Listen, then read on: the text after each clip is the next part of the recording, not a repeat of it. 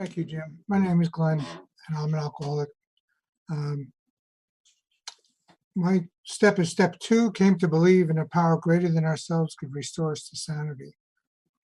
Um, when I started thinking about this, and I said, how am I going to talk 45 minutes on insanity?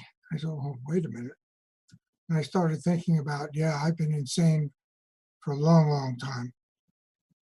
And then I started to think some more, and I realized that my whole drinking career and even my sober life has been about a relationship between me and God. And this came to believe in a power greater than myself was woven all through that. So I'm going to tell you some about how I drank and how I'm living a sober life today. And you'll see how insanity even crops up today. I'm still wacky. I still come to these silly meetings because I'm still wacky. It's that simple. I used to party with a lot of guys, and they used to come over, and they're nothing but shallow relationships. They didn't care what I had. They said, "Hi, how are you? And what's in your refrigerator? What's in your top drawer?" They didn't care anything about how I was, my well-being. And so, not wanting to be alone, I partied with them anyway, and I sacrificed my own self-esteem, my own who I was, and tell you the truth, I enjoyed it, and I thought that was what living was all about. I used to make wine. Now, I have to tell you about my winemaking. It started out with picking blueberries with my wife. Oh, I was married 3 times. If you're going to keep score, we're talking about wife number 3 right now. Okay, but I used to pick blueberries with my wife, and you have this can around your neck with a string, and you eat one, you throw it in the bucket, you eat one, throw it in the bucket. It was a lot of fun, great way to pick blueberries. And by the time we were all finished, we had a bunch of blueberries. And we bought this little recipe book on what to do with these blueberries. Well, you can make blueberry pies, blueberry muffins, blueberry this, blueberry that. In the back of the book was how to make blueberry wine. So, that's great. Let's try to make some blueberry wine. So you get a bottle, and you put a balloon on top, and you put some sugar in there, and it kind of ferments. The balloon gets bigger. You let the air out. It's a whole process. We started tasting it, and it was delicious. So the next year, we went back and we picked all the blueberries. We didn't make any muffins. We didn't make any pies. We didn't make any of this and that. We just made the blueberry wine. And this was great fun. I mean, we had lots of wine now.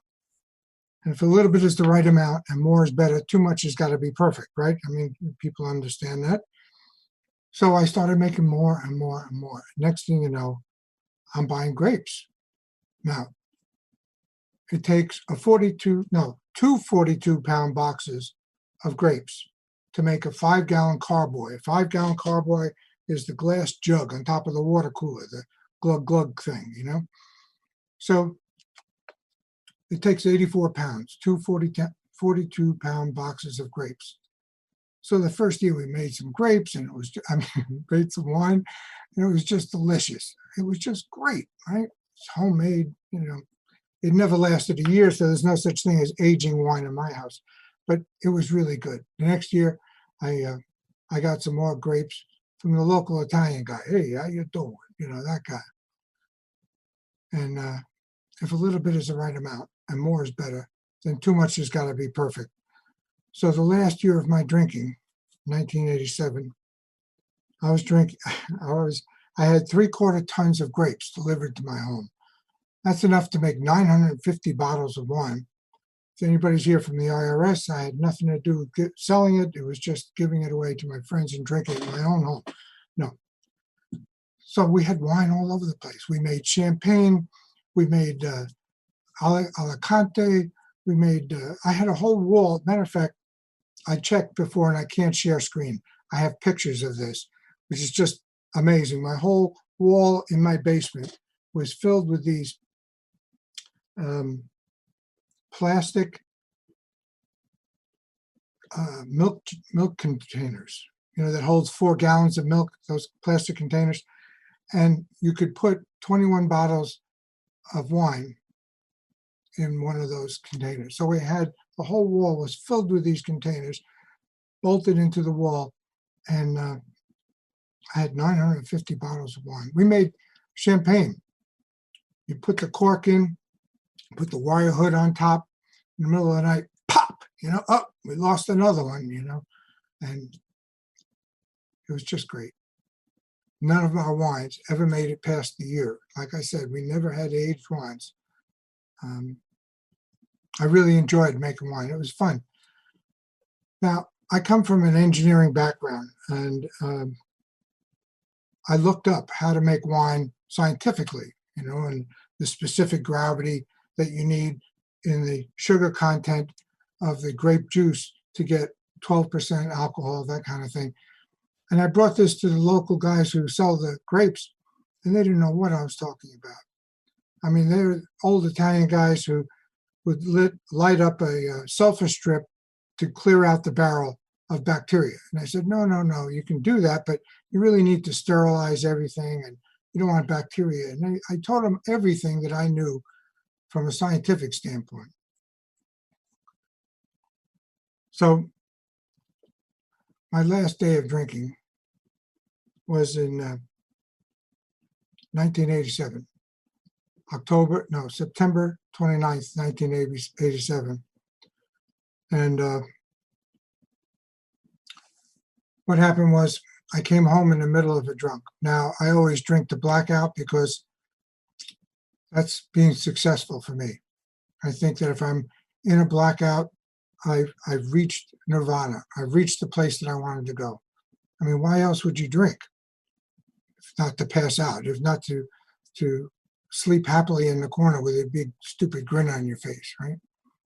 That's what I did. So the last year of my drinking, September 29th, I stopped off at the Barefoot Peddler, which was a local pub in Glen Cove, where I lived on Long Island. And I stopped for 1 or 2 drinks. Now, I had a fight with my boss previously, so I went there with a buddy of mine, and we had a couple of beers and a couple of shots because I'm pissed off, right? He buys a round, the bartender buys a round, I buy another round. I mean, we're going to be there for a while. And he said, don't you have to go to Queens? I said, oh, that's true. See, I had these wine bottles that had my own label on it. Karaskat, that's my last name. Karaskat Wineries, right? Now, I don't know anything about a winery, but I bought the grapes and made wine. That's so I called myself a winery. So anyway, we went into Queens to get these labels, and he brought some dry substances we're not going to talk about here, and I brought St. Pauli Girl. Now, you wouldn't know it now, but I drank any kind of beer. But St. Pauli Girl is the kind of beer you drink with your pinky out, The Budweiser or Schlitz or whatever, those are the kind you just chug-a-lug through the mugs. But I like the exotic beer, the Tsingtao, the Australian beer that keeps you hopping. I can't remember the names anymore. This is wonderful. I'm away from a beer for a while. So anyway, I brought the 6-pack of St. Pauli Girl along with me. We polished that off. We finished off some of his stuff that he brought, and I'm getting really whacked now. We stop at another pub on the way home, and I'm drinking Johnny Walker and soda. Johnny Walker was my drink of choice. You wouldn't know it now. I've just been talking about beer and wine, but I would drink anything. Somebody said, that's what you pick. Somebody said, thank you. Somebody said that, did you ever buy somebody else a beer? And I said, no. Do you ever drink alone? I said, no, unless they're buying. Then, of course, I don't drink alone. I only drink by myself. Anyway,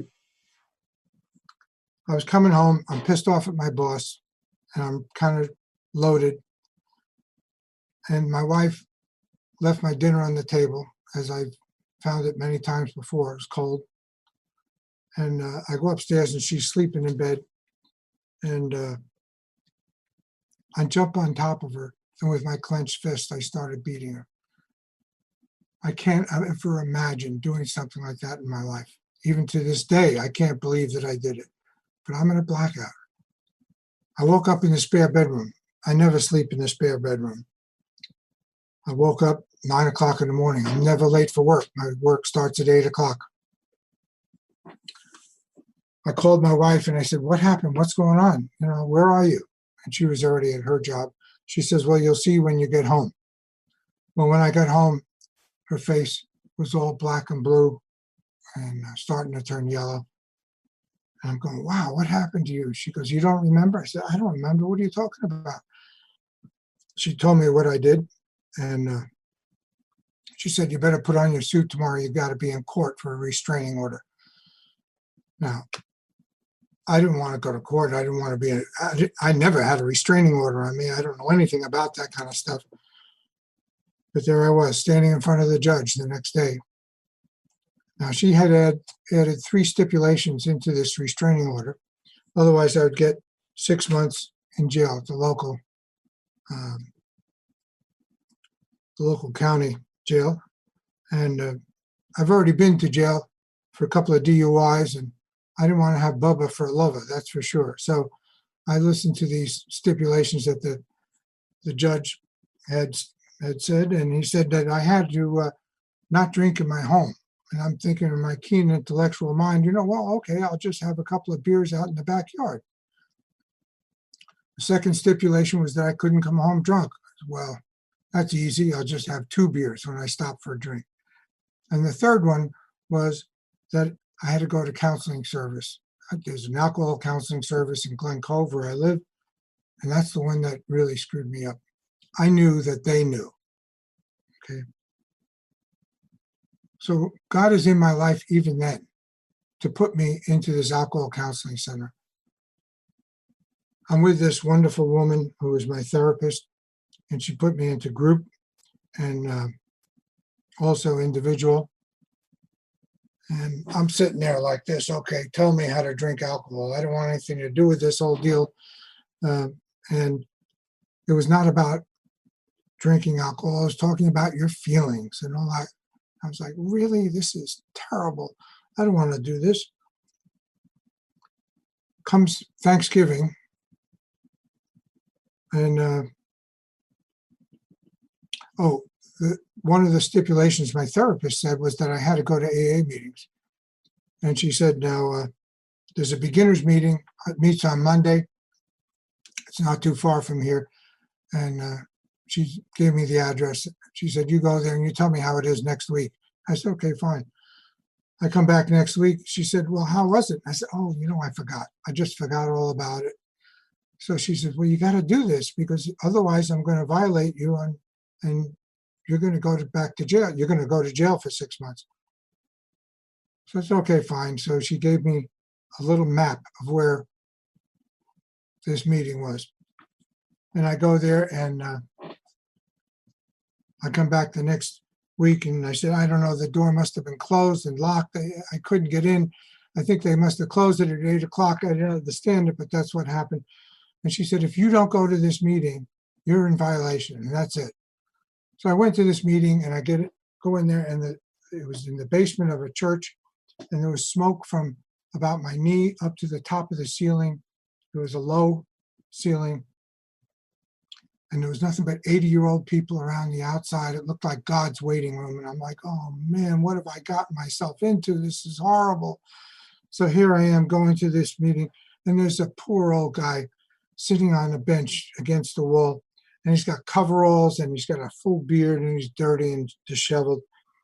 I'm saying, oh man, look at what I've come to. Look who the guys I'm sitting with now. Turns out that guy was a John Kay, and John Kay had maybe 11 years at the time when I came in. And that's the way he is. He just leans back and he listens, and he works on a railroad. So he came in right from his job with the railroad closed. So now I'm listening to AA. I'm listening to the speakers. I'm listening to the people in the rooms, and I'm starting to hear the laughter in their voices, and I see the smiling eyes and the dancing faces, and I'm saying, man, this is good. I really want what they have, you know.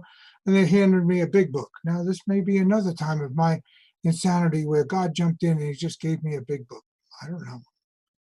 I don't have to figure that out. But they gave me a big book and they said, read these pages. And I realized that I'm starting to realize that maybe I was insane. Maybe when I drank, I really acted just like them. You know, all my friends used to get loaded the same way I got loaded, and it didn't seem like it was unnatural. It seemed like it was the right way to drink, you know. But when I hear these people talk about their problems, their situations, I realize that maybe I have a problem too. Maybe I was insane. So I'm grateful to God intervening even there, that gave me the wherewithal to pay attention to these others. So if a little bit is the right amount, more is better. Too much has got to be perfect. I started going to more and more and more meetings. They said you got to have 90 and 90, and I thought they meant 90 cups of coffee in 90 minutes. You know, I didn't know what they were talking about, but it turns out they're talking about meetings in days. Okay, 90 meetings in 90 days. Well, I was up to my 90 days, and it was snowing like crazy at Long Island, New York, and coming up on 90 days.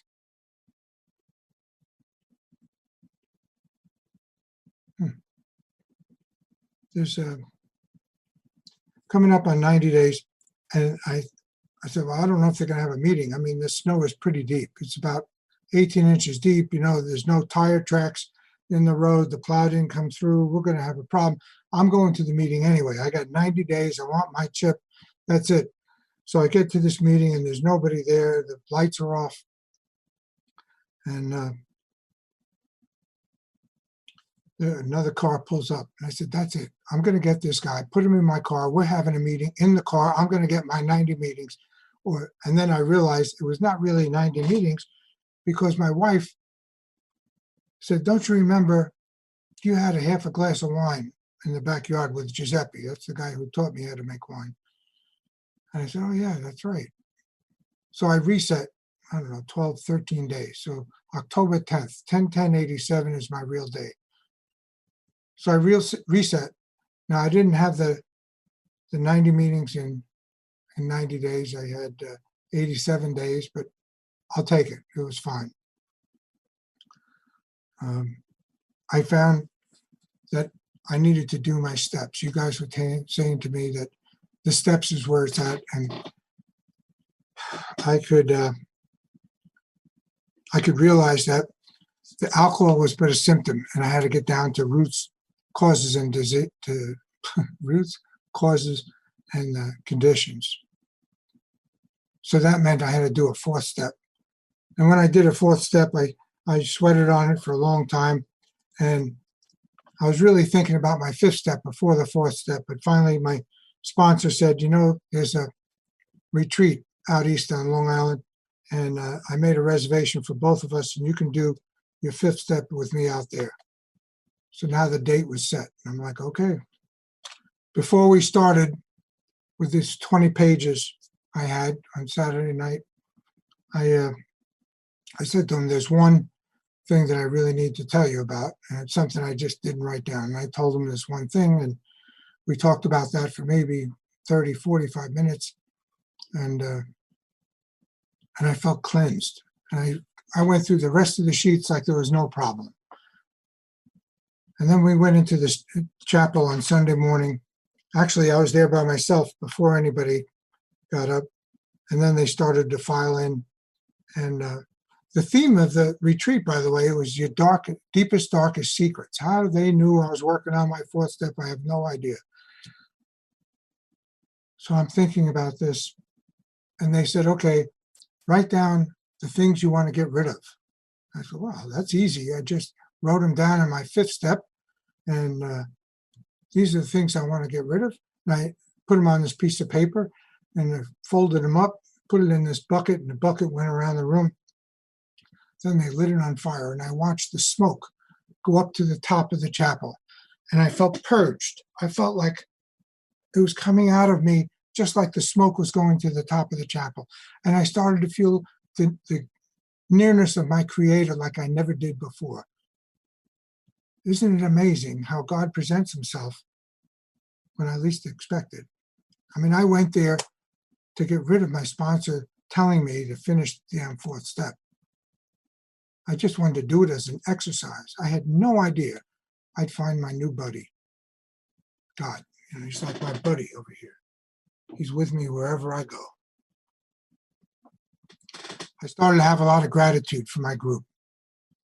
I had so much gratitude. I went up to this old guy, Fred, and I used to call him Throw Your Hat Fred. Every time he wants to make a point, he'd take off his baseball hat and throws it across the room. Anyway, Throw Your Hat Fred was, I'd go up to him and I said, listen, I want to buy a case of big books for the group. You know, the full-size hardcover book. I don't want to buy those little soft-cover books.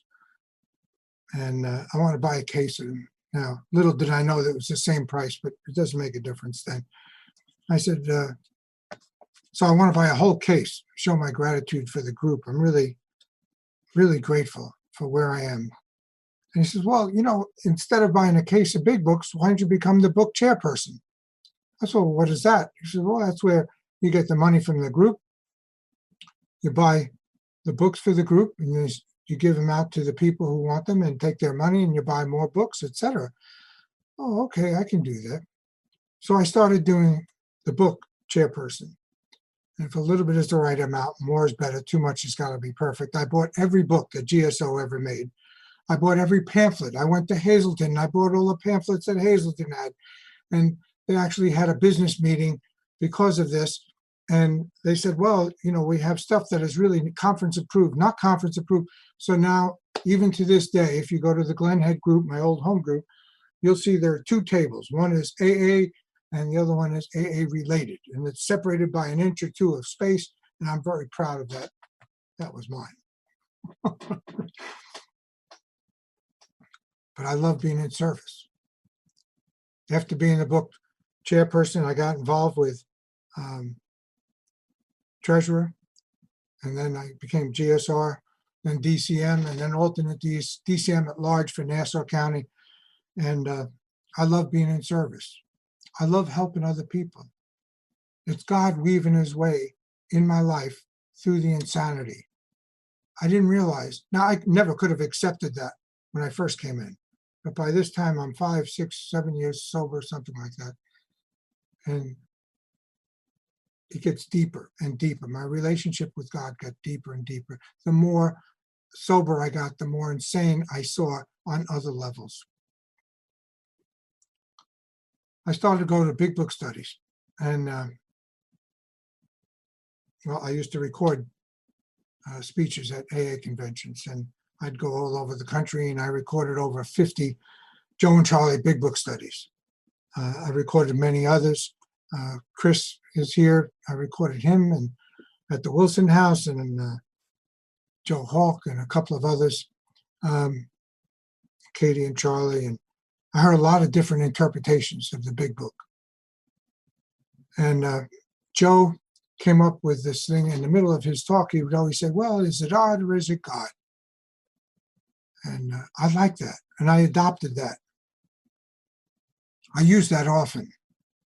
In fact, when I'm working with guys, I tell them, you know, if you're not comfortable with who this God is, this higher power, this power greater than yourself thing, here's a little exercise to do.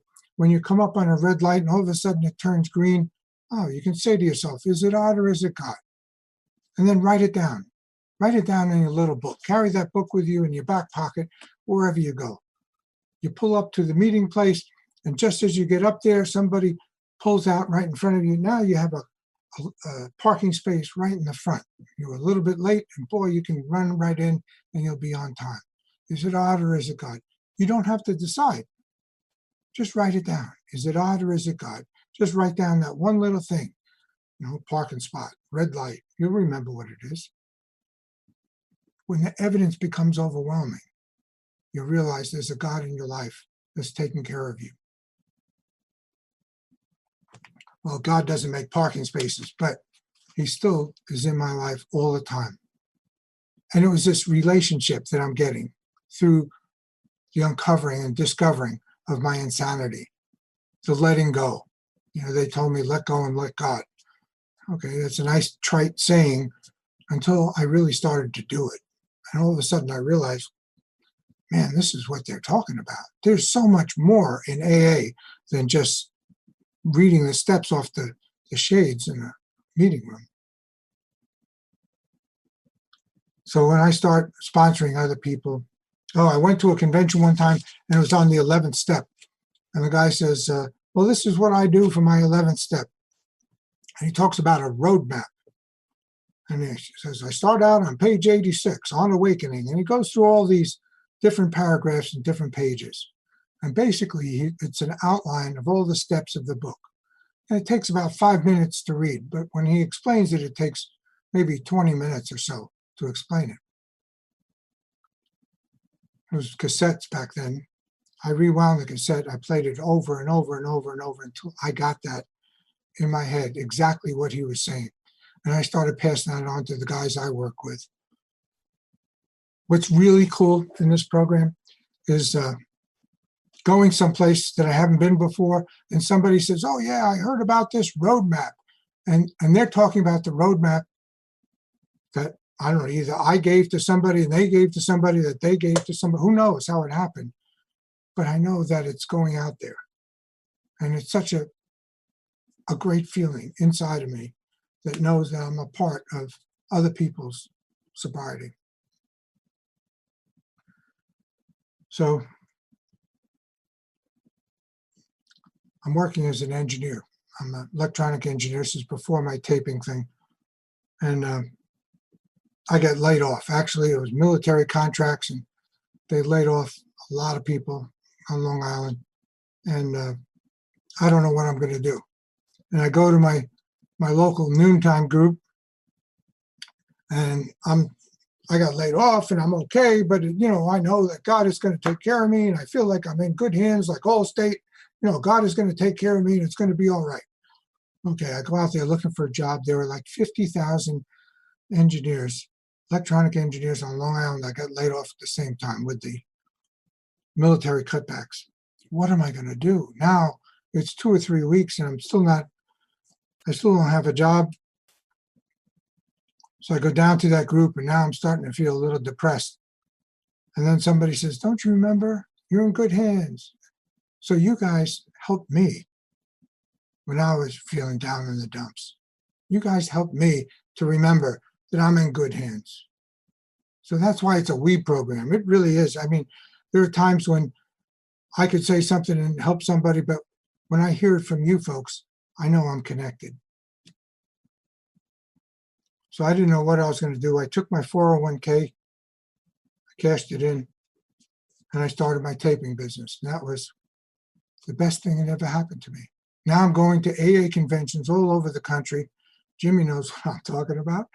And going to AA conventions all over the country, hearing these wonderful speakers, having a great old time. And I never would have done that on my own. I never would have done that. I never would have broken free of this job that I had that was paying me more money than I deserve. That's for sure. So God was in my life even then. So I started doing these, going to a lot of meetings, different places, and I was one convention I was recording was in Seattle. Another one was in Houston about 3 weeks later. And I had nothing in between. So I said to my wife, instead of flying all our stuff out there and flying ourselves out and then flying it back, I said, why don't we just do a road trip. So she said, yeah, that's great. So we drove from Long Island to Seattle. We stopped in Yellowstone and we spent 2 or 3 days there. On the way out, I called a friend of mine who I knew at Big Book Study in Florida, the one I used to record at Joe and Charlie in Boca Raton, Florida. I did that one every year for 15 years or so until they both died. Anyway, I called her up and I said, hey, I'm coming to your home state, passing through. I'd love to just stop in and say hi. And she said, well, I'm not there right now. Actually, I'm in my summer home, which is right outside of Yellowstone. I said, well, that's where we're going. We're going to Yellowstone. She said, well, you come and stay with us. Now, is it odd or is it God? I don't know. So we went and stayed with Luann. What a wonderful time we had. We stayed there for 2 nights.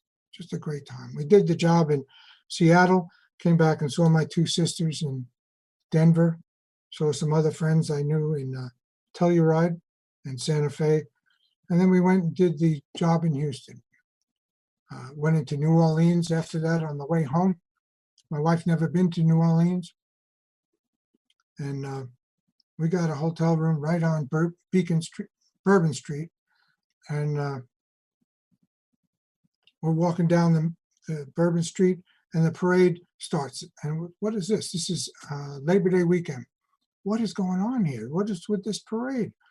And it turns out it's the gay Mardi Gras. Now, we had no idea, but Labor Day weekend, that's the gay Mardi Gras. It's called Southern Decadence.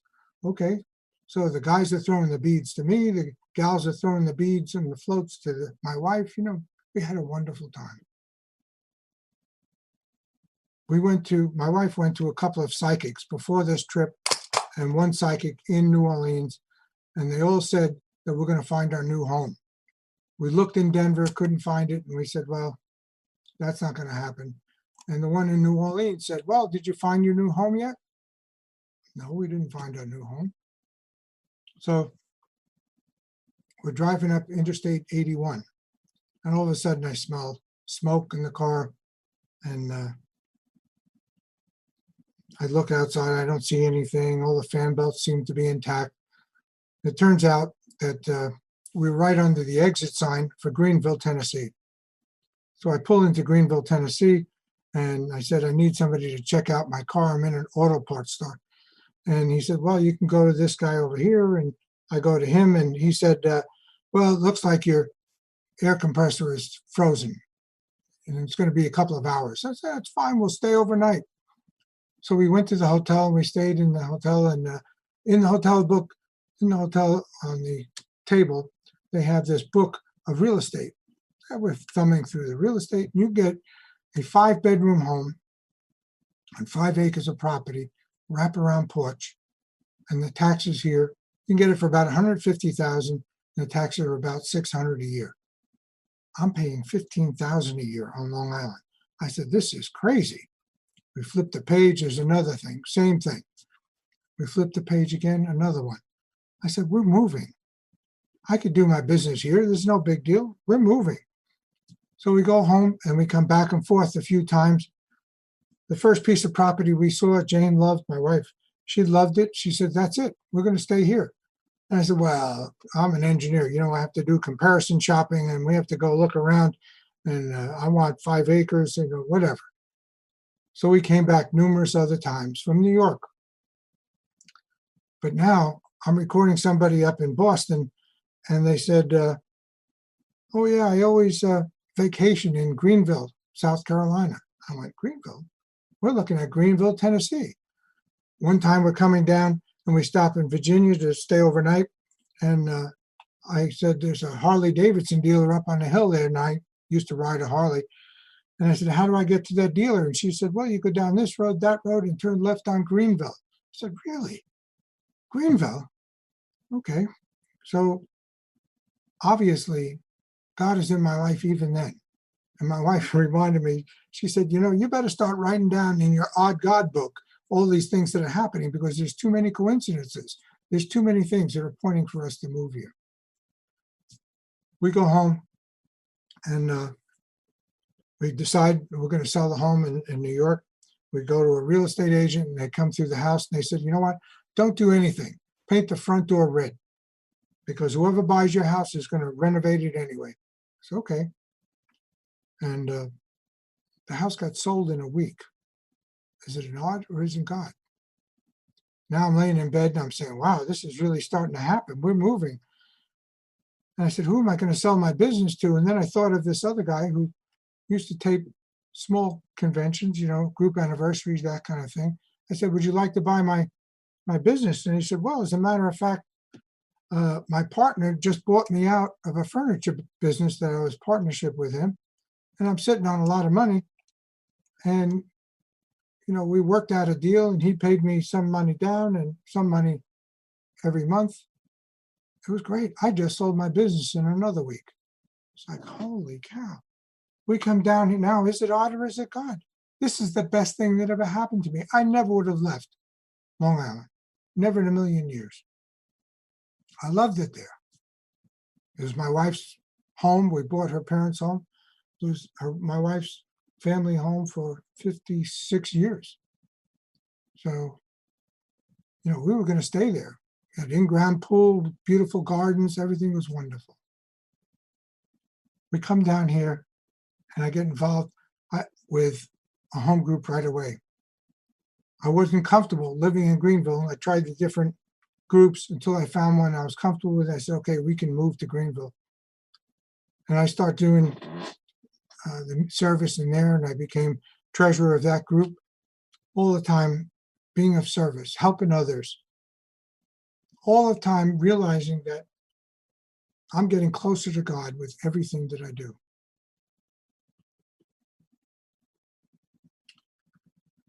I made amends to a lot of people that I needed to make amends to. And it cleared my palate. It cleared everything out. It allowed me to be free. It allowed me to be free to help others. Once COVID hit, the next day after our meeting closed, I went online. I saw an online meeting, a Zoom meeting, and I said, oh, I can do this. And I started my own Zoom meeting. I call it the Lunch Bunch Group of Greenville, Tennessee. And we meet 7 days a week. I've been doing it since March 15th, 7 days a week, except for a couple of days where I had somebody else take over. But I love doing it. Then somebody told me that my old home group on Long Island, they meet at 6:30 in the morning, used to be Sober Start. And they're not even listed anyplace. But somebody said, here's the number. And I went on Sober Start, and it was like going to my old home. Is it odd or is it God? This is where I got my roots, So now I go to a 6:30 in the morning meeting. Then I go to my lunch bunch meeting every day. I love it. 7 days a week. I'm doing more meetings now than I ever did. I'm feeling more connected than I ever did. Thank you, God. Thank you, AA, for showing me a power greater than myself. Thank you, AA, for bringing me to a place where I realized I was insane. Many different levels of insanity. I had no idea that I was that insane. I had no idea that I thought it was just because I drank the blackout, that I just, put the lampshade on my head at parties. I thought that was the reason that I was insane. No, that's not the reason. I hated everybody else. It was all about me. Me, me, me. It was not about you, you, you. It was not about being of service.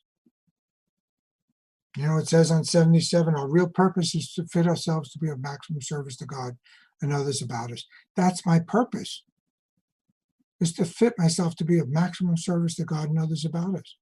I'm doing that now. How wonderful to be here, part of this thing. I never would have thought I was part of this thing. Mickey talked about this woman, Cookie. I think I know her. I don't see Mickey around here now, but I would love to chat with him. I think I know her. Cookie S, I think. And she's used to be a good friend of mine. She passed. But it's amazing, Jimmy's here. Jimmy's going to tell us all about the third step in a couple of minutes. Chris and Judith is coming. I mean, you got some great speakers here. You got some great people that are going to tell us about the rest of this stuff. So that's it for me. I'm going to quit here. I'm running out of steam. Thanks, everybody.